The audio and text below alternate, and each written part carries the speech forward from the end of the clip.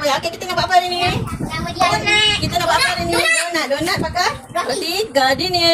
Gardenia Okey, original. kita apa cara nak buat kita tengok video. Kita kena Nanti letak. kau nanti. Nanti sabar. Roti dulu, roti dulu. Hai, jangan dekat. Baca doa dulu. Tolong baca. Kalau kita okey, kita akan buat roti. Kita tak payah buang tepi-tepi balik. Kita guna je semua. Kita nak masak untuk mama, untuk ibu. Hari ni kita makan je semua. Okey. Kita akan kembangkan dia dengan susu. Sabar. Sabar. Okey, dapat tuang. Kakak tuang. Mari. Sabar. Ayah nak tuang. Okey, sikit. Buka dulu ni bagi kena kat roti. Bagi ayah. Stop. Bagi ayah kena ikut umum. Tengah habiskan. Bagi kena kat roti bang. Ayah pula.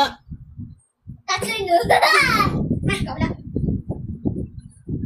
Dia dua. David. Tuang bagi habis semua. Kami. Bagi kena roti semua.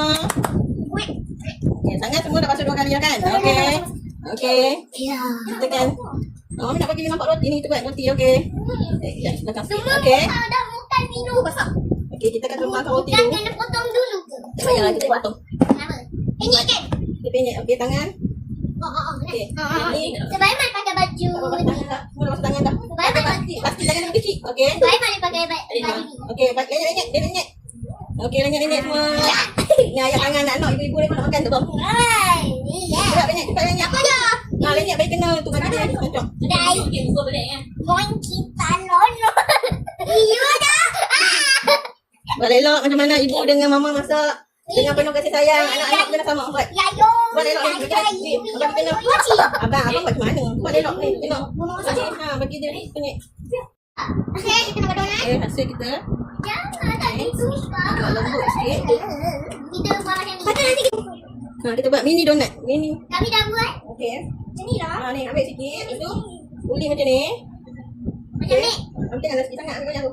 Banyak tu. Banyak ni. Banyak katak. Ni. Banyak ambil sikit lagi. Macam ni. Okey. Ambil. Sikit lagi. Masuk sekali. Okey. Lepas tu bulat macam ni. Tengok. Okey, bulat macam ni. Lepas tu banyak sikit. Banyak sikit. Macam ni. Banyak sikit lah. Sikit. Macam tu. Macam ni. Lagi sikit. Lagi sikit. Malat. Okey. Lepas tu. Dekat sikit. Lepas tu buat kat tengah dia bulat. Bulat bulat. Bulat. Ni. Pandai letak sini. Letak ke tepi. Aku berjaya buat.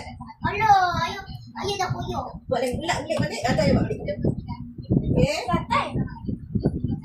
Kenapa balik? Balik tiba-tiba jadi. Tu pandai abang. Bulat sikit. Abang